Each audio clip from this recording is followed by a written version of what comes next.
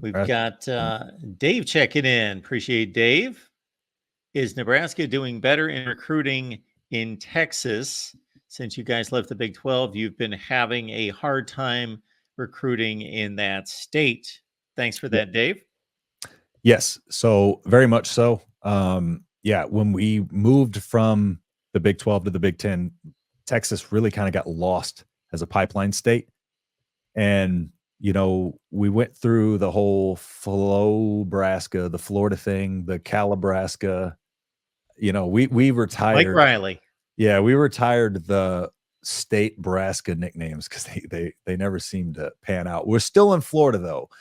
But what Rhule did early on is he did a lot of small stuff in really hiring coaches, big name coaches that are in the state of Texas and kind of almost like recruiting analyst type of roles where they are kind of, they have the connections out there in Texas. And of course, Matt Rhule has the connections from Baylor. And that's also how he knows a lot of these high school coaches. And so early on, when he got hired, he started doing outreach and he started really getting, those guys into positions to where he could utilize them. And it shows in the fact that last year's class outside of the state of Nebraska, I believe the most recruits were from the state of Texas. And next year, it's Texas and Florida behind Nebraska. I think 33% of the recruiting class this year was from in-state, which is the most important thing. But even looking towards next year, last I looked at the offer sheet, I believe they have the most offers out in Texas. Second most is in Florida. So they are making it a point to really, really, really attack the state of Texas first and foremost, because it's no secret. The most NFL talent is out of the state of Texas. The most first round picks have come out of the state of Texas. And what they're doing is they've talked about utilizing kind of the speed in Florida, those type of guys, and getting, to the Texas guys. The Texas guys are, there's a lot of different styles of guys in Texas, but the thing about Texas is it's such a hard state in terms of competition that these guys have been going against, some of these guys have been going against really, really elite competition just in their, the state alone and their region alone, that a lot of guys come out of there more refined and more ready for the college game. And, just think about Rhule trying to go to a big name school out in Georgia. Of course, it was close to campus, but he didn't want to go to some school where he could light it up and throw for 60 touchdowns. He went to Buford where he could really work on himself against top of the top competition, which, is only going to make him better. And that's what, it's no secret to it. It's one of those things. It's like, you got to recruit with the big dogs. You have to recruit out of these big states because time and time again, we see NFL talent coming out of these states for a reason. And so that's where you're going to find your talent. That is very much a perfect comparison as to what is coming out of the state at the college level too.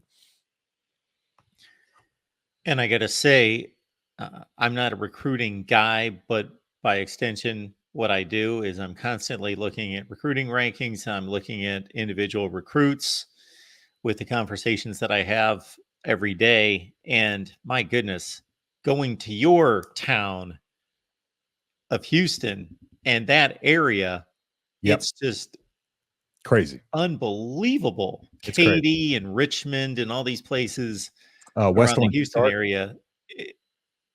It seems like they've got 4 and 5 stars, walking down the street, both sides every day. It's I actually played against Earl Thomas. He played at West Orange Stark, and I played against Earl Thomas. He played quarterback, punt returner, kick returner, safety.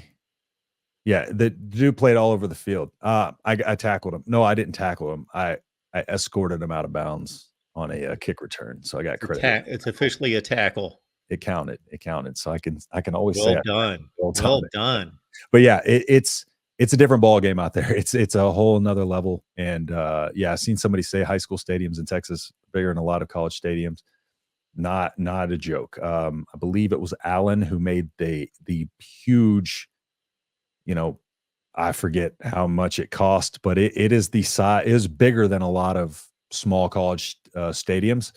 And they built it, and then they had foundational issues and cracks in the concrete, so it didn't even like open up for another year. And even since then, more bigger ones have opened up. So there's so much money and there's so much talent going into these guys, and it's very much football first out there. So yeah, it's an important question. The fact that Texas has to be utilized for Nebraska to be successful. That was no secret as to where they lost their recruiting base that really made it suffer. And I think that was more so the issue than just the switch to the Big Ten and go into the different style of play. I think it was more so the I think it was more so losing, that pipeline and revamping the entire style of the team. Okay, so some in the comments said Allen is a $58 million stadium. Crazy. Absurd. But in Michael Terry again, Michael Terry coming in for a visit, the number one athlete in the state of Texas. So when you're building relationships like that with guys that are, Texas is pushing hard for, the A&Ms are pushing hard for, plucking these guys out of that state is no small task, because every college wants to dip their toes into, the Texases, the Floridas, the Californias, the Georgias, the Ohios even. So yeah, it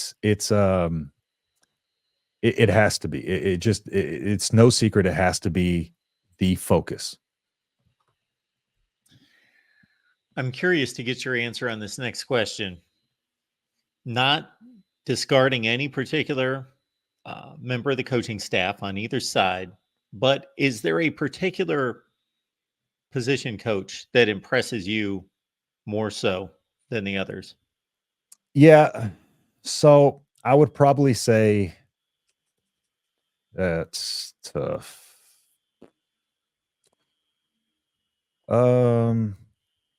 Evan Cooper. I really like what Evan Cooper's done. Even in the recruiting front, I think Evan Cooper's the guy they have springboarding the Florida movement, but Evan Cooper has really got those guys, that secondary just up and going and firing on all cylinders. And they it's just that unit there is so much improved compared to what we had even a year ago or 2 years ago. Garrett McGuire was really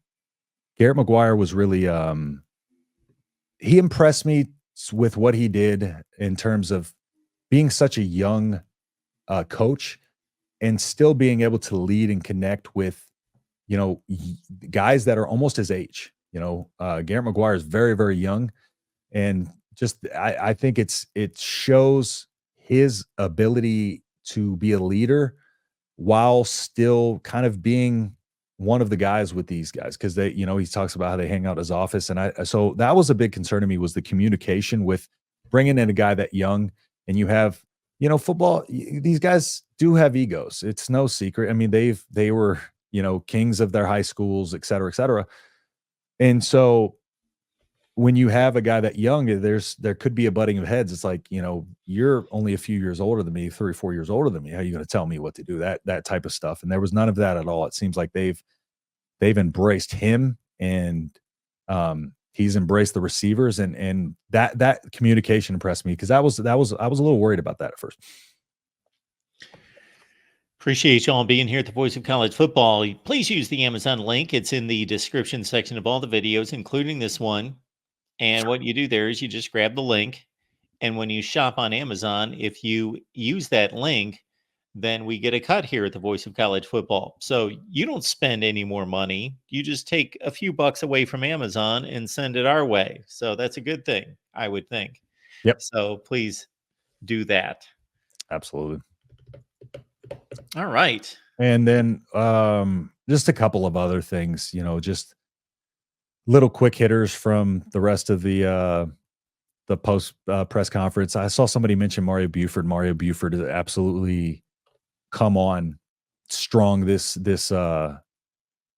spring. So Mario Buford, man, is somebody to really look out for. Of course, his brother, former player, and I think that's probably helped him because he was kind of able to give him an idea of what to expect, and he probably saw a lot of what his brother was doing, and was really able to kind of instill some of that in him. So Mario Buford coming along like really, really well. Jeremiah Charles, they're saying, is a natural fit at corner. Jeremiah Charles is ridiculously athletic. There was a video of him doing a backflip yesterday. It was crazy. The dude's just a freak athlete. He was the one who won the dunk contest. So yeah, they're talking about he's a natural fit at corner. And then Dwight Boodle, Dwight Boodle is also, really, really killing it. So these young guys, man, they're playing with a lot of confidence. And so, and Hartzog at safety, that move being him to safety, I think is going to be the biggest. I think it's going to be a help. The fact that we were able to get strong enough at cornerback where Buford can play where he probably should naturally play, which is at safety. That was, I felt like always, and a couple other people, have said this, felt like that was always his natural position. And it's going to just make the defense that much better. The fact that we're able to get people into the positions that they need to be in. I think last year it was a little bit of potentially. Oh, Jose, did I misspeak? I'm sorry. Did I say former player? My bad. I misspoke. But essentially what it's going to be is last year there was a lot of patchworking, and what that meant is some guys really had to stretch out of position a little bit than what their natural position was. And now we're going to get a lot of guys into their roles, and then also have the depth to be able to still move these guys around. Isaac Gifford, he's talking about one of the best defensive best players in the country at the the jack spot there. So yeah, a lot of exciting stuff, especially in the secondary. That's why Evan Cooper's probably the guy I'm most impressed by in terms of developing the players. Yeah, Jose, it was Boodle, Dwight Boodle. His brother is a former player.